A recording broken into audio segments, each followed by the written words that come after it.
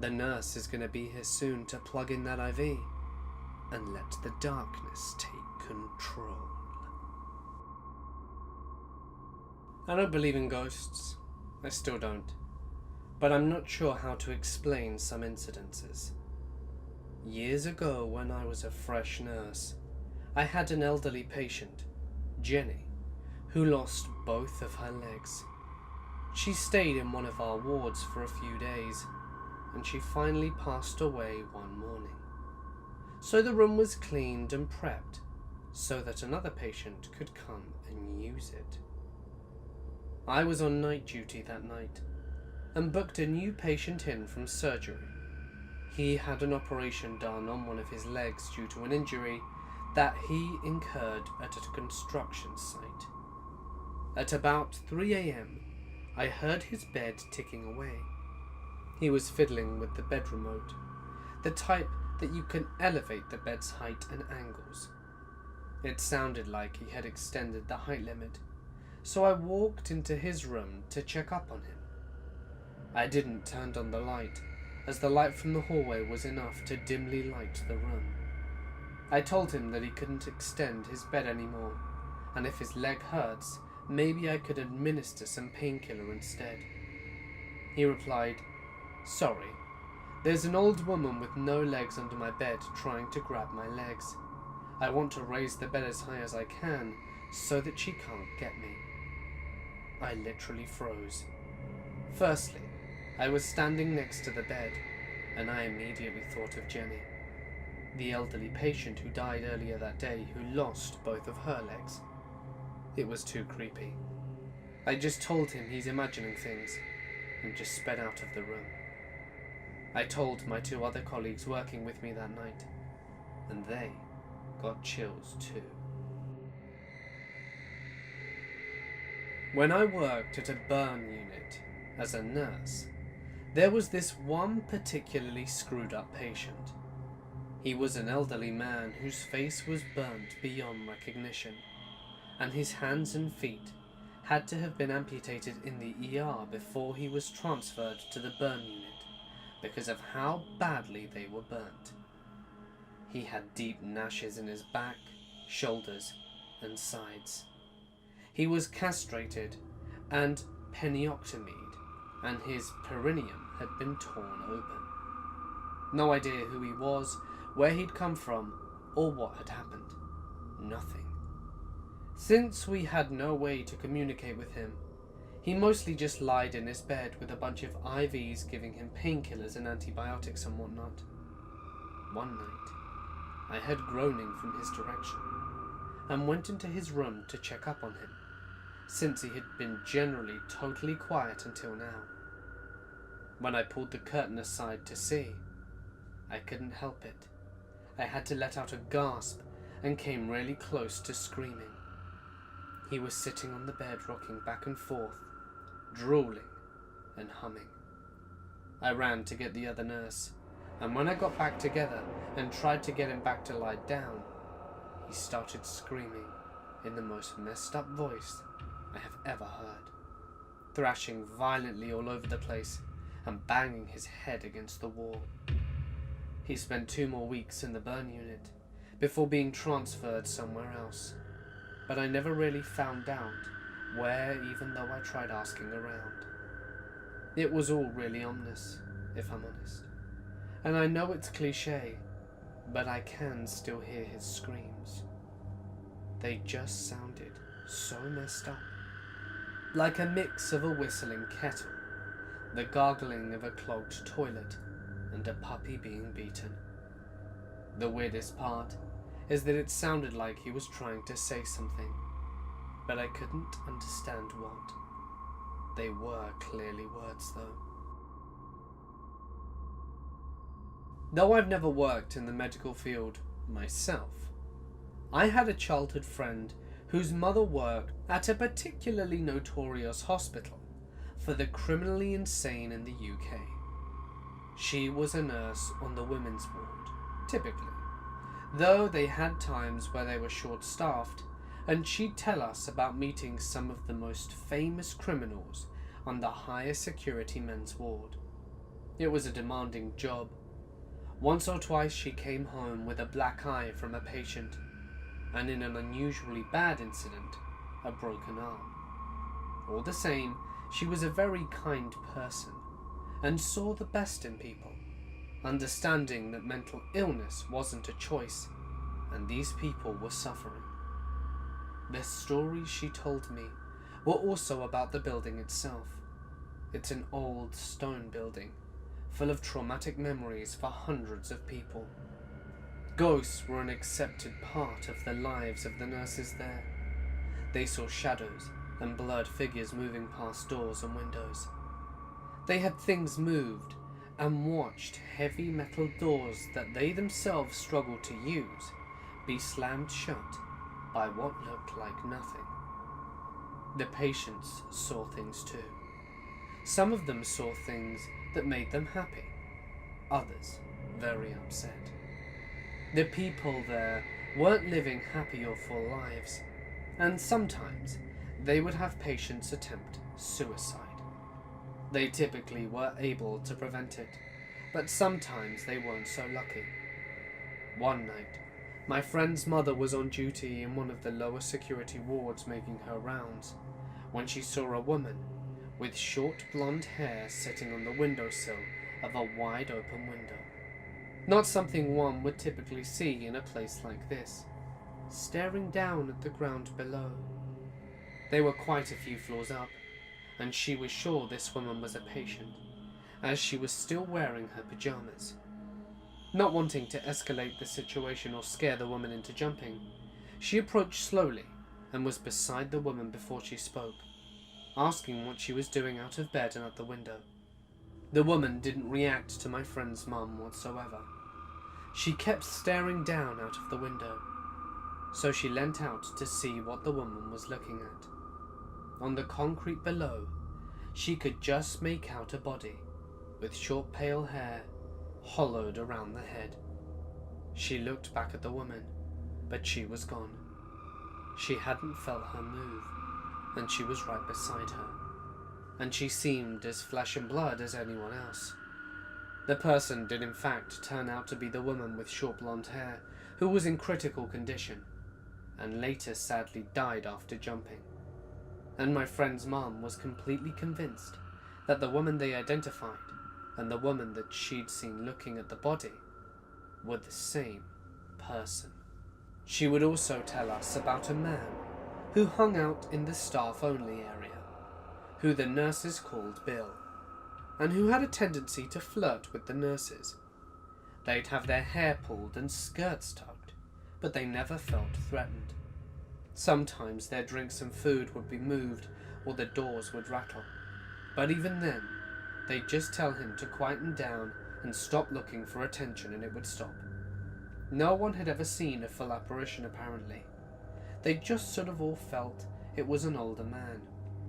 The most anyone saw in there was a shadow darting around, and orbs of what I distinctly remember her calling pale air, moving past people's faces and startling them. I was quite young when she told us this stuff, probably too young for the scarier stories, only 8 or 9. I just remember the story about the jumping woman, and the repetitive nature of Bill's behaviour always fascinated me at the time. My mother is a nurse in a nursing home. She has seen some odd things. My mother was working second shift, which is 3 to 11 p.m. So when she got to work that afternoon, and the nurses were having their meetings, she was told that one resident was dying slowly. They started having trouble with their breathing earlier in the day, and it took that person over 12 hours to die. The last sentence sounds very rude and callous, but it's the truth. The residents struggled to breathe for many hours. I don't know anything about them being on oxygen or any of the specifics. I just know it was a very long and painful death. My mum was this person's nurse for the night, and the resident passed away while my mum was on duty. She said that when he died, the pictures on the wall rattled and shook violently. My mother didn't really believe in the paranormal, but she sweared it happened and had no explanation for it. A case that was nationalised here in Norway was that of an African immigrant that was hit in the head, which resulted in him falling to the ground and convulsing and bleeding. His friends and family called the EMT, and when they arrived, they immediately believed him to be a drug addict overdosing. They tried to pick him up, but he unintentionally relieved himself, as he wasn't able to talk or was incoherent whilst trying to talk. The EMT called him a pig and said to leave him there to convulse, and they decided to drive away without taking him. Later on, the victim's family got him to the ER, where he had internal brain bleeding and needed to be operated. He ended up going into a coma for 3 to 4 days, but was able to recover without any serious damage. The notion that the EMT deliberately decided to leave behind a severe condition patient that they themselves said had possible cerebral damage from the fall to the ground just because he involuntarily had his bladder emptied is a sign of how the field is not about helping individuals anymore, but rather about profit, at least where I come from. We have a tall bridge in town that's notoriously difficult to bike down without ending up going faster than the cars on it when you hit the bottom. I was working in the ER one night when we received a radio report from emergency services that they were bringing in a 5-year-old who fell victim to speed wobble on the way down. He slid 10 feet on his chest and face, wearing nothing but board shorts as he was about to go swimming. Before we could reply and tell them to take him to a hospital up the road with a paediatric emergency department, they were in the ambulance bay. We were thinking the worst. Everyone knew how steep that bridge was, and we all knew how bad it was in a car, let alone on the bike. So we get the room ready with scrubs, brushes and rags, ready to scrub the road grime out of his body, while everyone started discussing how we were going to sedate this most likely screaming child. This kid was red and bloodied, but it wasn't that deep. This kid was the luckiest patient of the day. Half his chest was burnt off, but there wasn't any dirt stuck in it. We just had to get rags with antibacterial soap to gently rub off the little bits of dirt around the edges and smear him in polysporin and wrap him up like a mummy. We sent that lucky little kid home with a popsicle and a prescription for pain medication. He was told to wear freshly washed shirts, changed at lunch, and to soak in a tub of hot water and antibiotic soap to keep the 1 x 3 foot scab on his chest and the 4 silver dollar sized holes in his backs soft. A couple of years ago, I was working in the trauma ICU when we had a suicide attempt gunshot to the head come in. The guy's head was wrapped up to his neck in ace wraps, and they took him to surgery just to change the dressing once before talking to his mother. The story was that he took a shotgun, walked far into a local field and shot himself. He went under the chin and completely missed his brain, just shot his face off. He crawled through the field until someone found him on the side of the road, which must have looked like something out of The Walking Dead. His CT scan looked like an outlandish Star Wars alien. He was treated at the scene, and his mother decided to withhold PEG tube placement to feed him or any reconstructive surgery. The surgery process would have taken years and been incredibly painful, and she said he had been unhappy and depressed for so long, and he wanted to end his life. That guy was on the most pain and sedative medications that I had ever seen in a patient. He was on 2 different sedatives at extremely high doses, one of which I haven't seen since. An incredibly powerful pain medication and paralyzing agent, because he would wake up thrash around and hurt himself. His ear canals were destroyed, so he was deaf-blind and dumb, and he was still breathing on an oxygen collar, with no ventilator support. It took him 2 or so months to die. It was awful. He was basically starved to death on medication. The smell was terrible too, because they didn't change his bandages for the fear that he would bleed out, so he just smelled like a rotting tampon. His mother stayed with him until he died, slept in the room and everything. One of the worst cases that I've ever taken care of.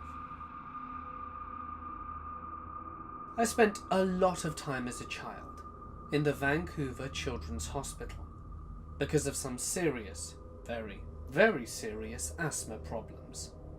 I remember doing cheesy blow tests and endless needles, and awesome hot chocolate, but that isn't what I'm talking about. One day, I was especially bad, and as a kid, I didn't really think that I could die. I was just waiting to be better like everyone else there. I'm laying in bed, staring at the black CRT monitor that I play Mario Kart on, when my head stiffens, and I start staring straight at the door. I couldn't move, and a part of me didn't want to. Something was going to happen, and I had to see it. Now this is where I'm blurred. It must have been in my head, a dream of sorts, perhaps sleep paralysis, but it was so real. I also learned that the scariest movies, demons shouldn't be subtle and lurk in the shadows, for they are much, much more terrifying when they are obvious. The doors fly open, and the sickest, thinnest, most hunched black monster scuffs its head into my room, taller than the doorframe, but hunched over to fit through. A long black torso and smaller legs, and a face with 2 spotless white eyes covering most of it. It threw the door to my room open like an angry patient, and screamed at me to fall asleep, getting louder and more angered with each repetition, until it was stomping and rattling the door. It was begging me. It slammed the door, and immediately after a handful of nurses burst in, and I went into anaphylactic shock. Probably just a dream, but even now I'm terrified that my door will fly open and I'll get screeched at by some sick hellspawn. I came across this during my residency. I had been working triage in a Boston ER. A woman came in, pushed in a wheelchair by whom I'm assuming was her boyfriend. She filled out her triage sheet, and for occupation she put striper. This should have been my first clue. She was complaining of abdominal cramps, nausea, and a high fever. We proceeded to X-ray, only to find possibly hundreds of shards of glass in her uterus. Upon further investigation, I find out the woman is a stripper, not striper, and one of her tricks is to stack shot glasses, squat over them, and make them disappear. Unfortunately, 13 shot glasses shattering inside her was not part of the plan. She had the shards removed, and a few days later, upon reading her follow-up care instructions, I told her to abstain from sex, and she immediately became angry at me and demanded that she wanted to be allowed to have sex with her boyfriend. Lady, you just had extremely invasive surgery in your tender lady parts after shattering glass in your woman-hole baby maker. Why would you want to do that? A few weeks later, I was at a grad party with a bunch of other people that had been doing residency, and some of the other nurses and doctors. I told the story of this unfortunate young lady, and a few other people spoke up. Apparently this woman had been to numerous area hospitals with the same damn problem. Some people. I dropped out of school when I was 15. The academic life wasn't for me. That's something I found out early on. But after a string of jobs that were all pretty crap, I ended up finding myself working security, specifically the night shift, because most of the time I got to read. Anyway, I'd worked a lot of places and generally was managed through an agency. That's when my contact, Jared, hits me up about this private hospital. They're paying nearly double the going rate, and I was the first to jump on it. I tell them that I want in, and Jared tells me that it might not be a good idea, and that the place is reputed haunted. Now I need to make something clear. I did not believe in the paranormal. I'd worked in loads of allegedly spooky places. Loads of places that were said to incur all kinds of activity. Never saw a thing. So of course, I was the first to sign up, with my badge of 100% skeptic glowing the whole way. The first night, in fact the first week, went by pretty well. The job itself was pretty easy.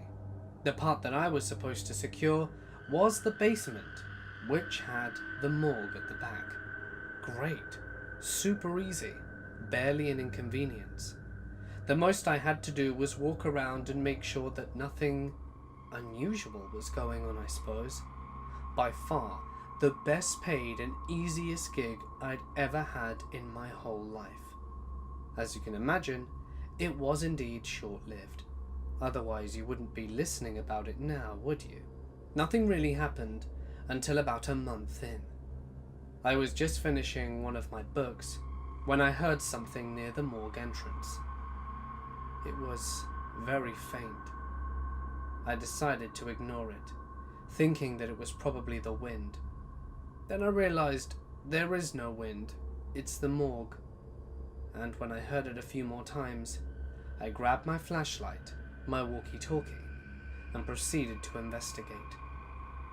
The only thing I could hear were my footsteps and the faint echo of that sound off in the distance. I hurried and yelled out, "Is anyone down here?"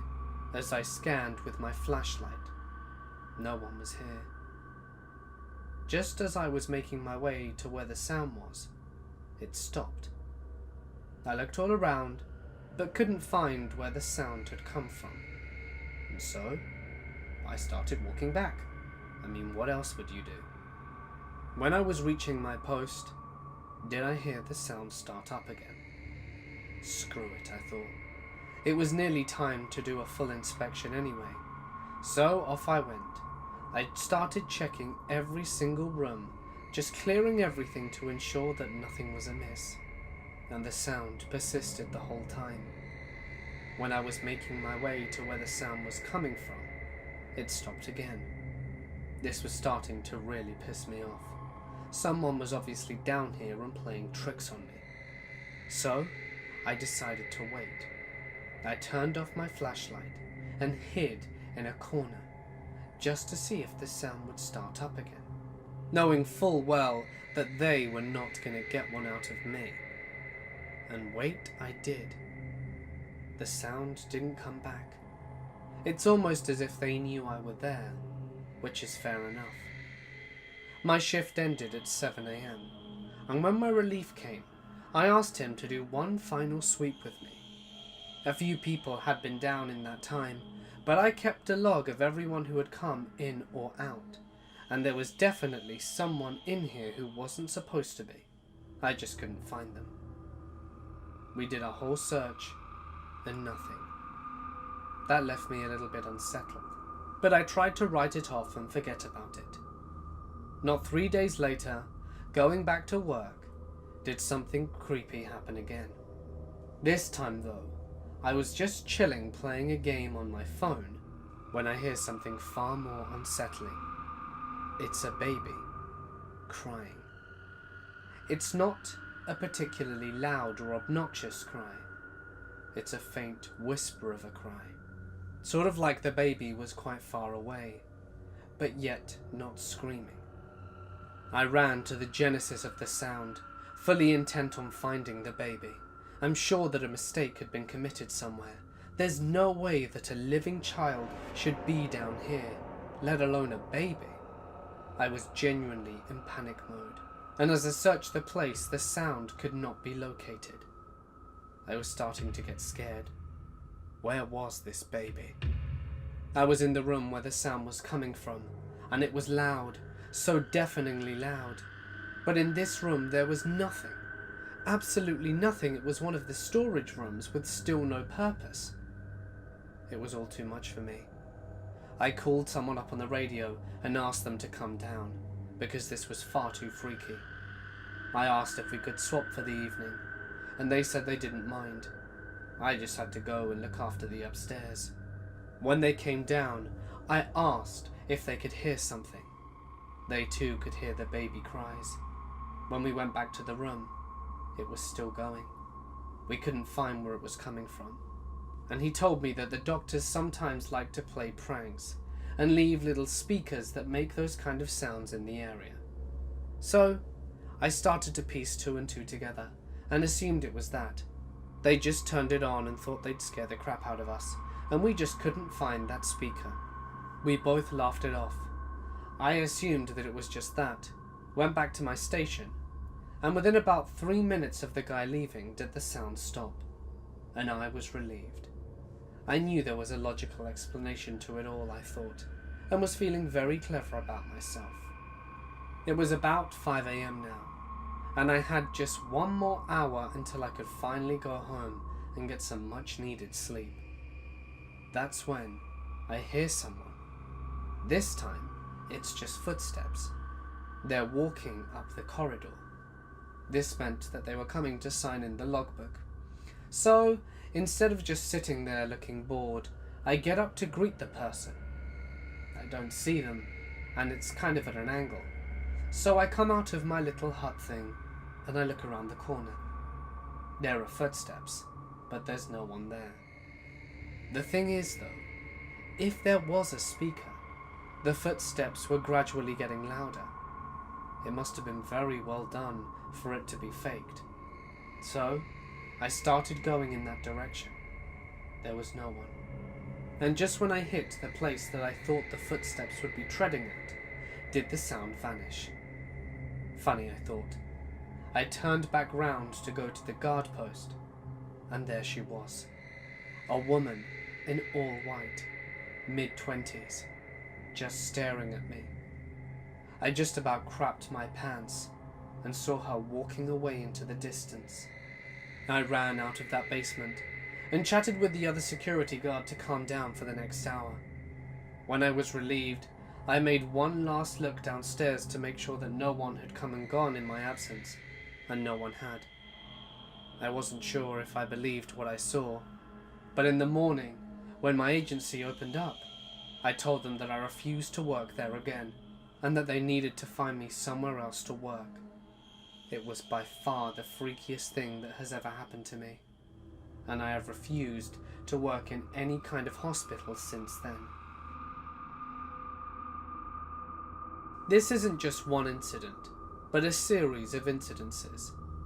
You see, I am a second shift worker at the local hospital. It is a small hospital, only 4 floors, and I've always disliked working on the 2nd and 4th floor of this place at night. Every time I'm on either one of those, I feel like I'm being watched. Here are some examples. On the 2nd floor, it is the same day surgery floor, and across that suite, there's the actual operating rooms. The back hall between the suites and the operating room are terrifying at night when security turns those lights off. One evening I was working that floor, and I was feeling watched all night long. I was trying to ignore it. In fact, I believe I was listening to this exact channel as I was working. I had taken some trash out of the rooms when suddenly my ponytail was flipped right up into my face, and it was like someone blew as hard as they could into my ear.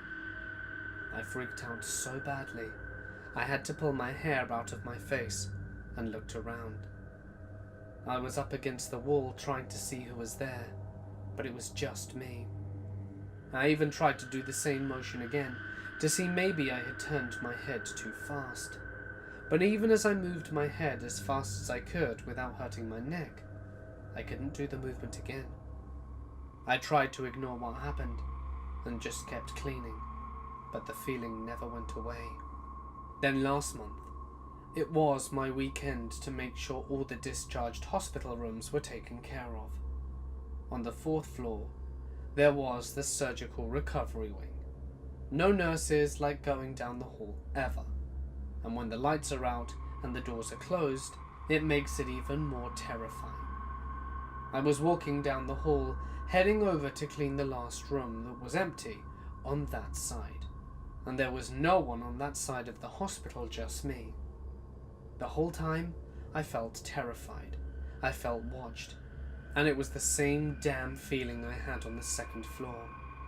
The energy was the exact same. I was cleaning as I had to get my linen to make the bed, and as I came back with my linen, I glanced over at the nurse's station, and there, standing up against the wall, I saw from the waist down a set of men's legs. It was the same energy, and I now went from terrified to angry, because whoever this is, he was messing with my work. Leave me alone. This isn't funny anymore. The legs stood there as I walked back, and when I looked back, they were gone. The feeling was gone, and I was able to finish my task. Ever since I yelled at the apparition, which I'm sure if anyone walking down the hall would have seen, I would have looked like a lunatic yelling at the wall. Then again, since then, I haven't felt the same feeling for a long time. I'm wondering if right now he's just amusing, and he's just waiting to catch me off guard again. My grandfather is 95 years old, and not long for this world. There is nothing but a mess of tubes and wires to tether him here with us. It's difficult for him to speak, but each rasping whisper carries a severe weight that cannot be interrupted. My family doesn't talk about things like death though, so whenever I visit with my dad, we tend to spend most of the time sitting in near silence. What a news week, huh? My dad might say. Grandfather will grunt. Crazy world. Then silence again. Small talk seems almost disrespectful to the gravity of the situation, but no one wants to be the first to broach the irrevocable goodbye. When the silence gets too loud, my dad will start to fidget with his phone or pull out a book until one of us makes an excuse to leave. That's how it went yesterday, with my father mumbling something about a dentist appointment and hurrying out the door almost as soon as we arrived. "You'll stay though, won't you?" my grandfather said when we were alone in the room together. "You'll listen to an old man's last secret." This was it then. The end of the road was in sight. "Would you like me to call Dad back?" I asked. Grandfather shook his head, as far as the oxygen tubes would allow him to turn. "I'd rather he didn't know." I already knew some of the story he told me. It began when my grandfather was 20 years old, living in Nazi Germany.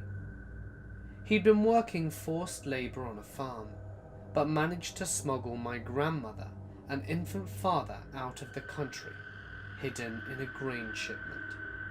He'd been caught almost immediately, and sent to the concentration camp at Buchenwald, where he endured the next 2 years until he was liberated by Allied forces. "You don't have to tell me what happened there if you don't want to," I told him. I wasn't sure I wanted to hear the gruesome details. He was unusually animated and persistent though, promising it was something that needed to be said. He wouldn't have survived the ordeal if it hadn't have been for a friend he'd met there, one of the Nazi officers. A Rottenführer squad leader had taken a special interest in him because of their striking similarity in age and appearance. The two would sit on either side of a barbed wire fence and swap stories about their childhoods. My grandfather would talk about my grandmother, how beautiful she was, and how he wouldn't give up until he found her again. The SS officer had come straight from Hitler Youth to the army and had never been intimate with a woman. He became entrapped in my grandfather's tales of romance, and the two became close friends despite the circumstances. The officer twice spared my grandfather's name from work assignments that meant certain death, and he'd often slip extra rations through the fence, which my grandfather would distribute to other prisoners. It wasn't a good life, but it was life, and that was good, grandfather said. Things changed as the war began drawing to a close. The Nazi officers became increasingly paranoid and desperate as the Allied forces moved in. It became common practice for lower-ranking officers to be held as scapegoats when impossible work orders were not met. Besides that, the rumor that the Rottenführer was protecting my grandfather put him in a dire position with his own officers. Faced between protecting my own grandfather and his own hide, the Rottenführer signed the order for my grandfather to be sent to a nearby armament factory. 18-hour workdays, starvation rations, and no medical attention. The factory might as well have been a death sentence. The 3-month survival rate was less than 50%. In the name of love, my grandfather pleaded to let him survive, to find her again. She was waiting for him in America. The Rottenführer was moved, but his decision was final. His only compromise was to record the address of where she went and send her a letter to let her know what happened to him. So, how did you survive? I asked. Did he change his mind? Were you rescued from the factory? He went on to say that shielded from the worst of the camp by the Rottenführer, the transition to the factory proved too difficult for the young farmer, and he didn't last the first week. So I asked, "What do you mean, he didn't last? How did you get out?" The exertion of the long story was taking its toll on my grandfather. He coughed and wheezed, struggling to draw breath for several seconds before clearing his throat a final time. On April 11th, 1945, the Buchenwald camp was liberated. Many of the Nazis had already begun abandoning their positions and fled into the country. Others decided to lock themselves inside, pretending to be prisoners themselves so the Allied forces would have mercy on them. This was especially convincing for those who had taken the time to get to know the prisoners and could assume their identities. When the SS officer gave the information and address of his lost love, he was allowed to board the next transportation ship returning to America to be reunited with her. The gears in my head were turning, and then stopped. Your grandmother was suspicious at first when I met her, but she accepted that the war had changed me. Besides, I knew so many stories about her that she couldn't deny our shared history. I raised his boy as my own and lived the life he dreamed of every night until his death. Do you think your real grandfather would forgive me if he knew? I didn't have an answer for him then, and I didn't get another chance. He died in his sleep that night, after a long and happy life that wasn't his.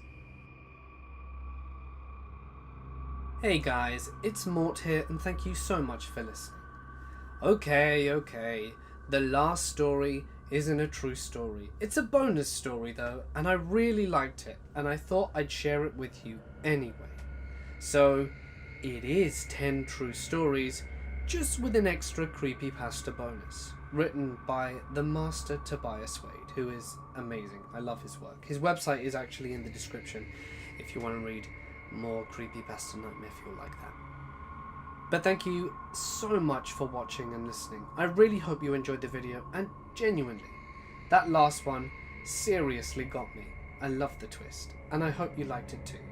If you liked all the things you heard, or at least a few of them, please don't forget to drop a like and leave a comment with your thoughts. It really helps me out and goes a long way.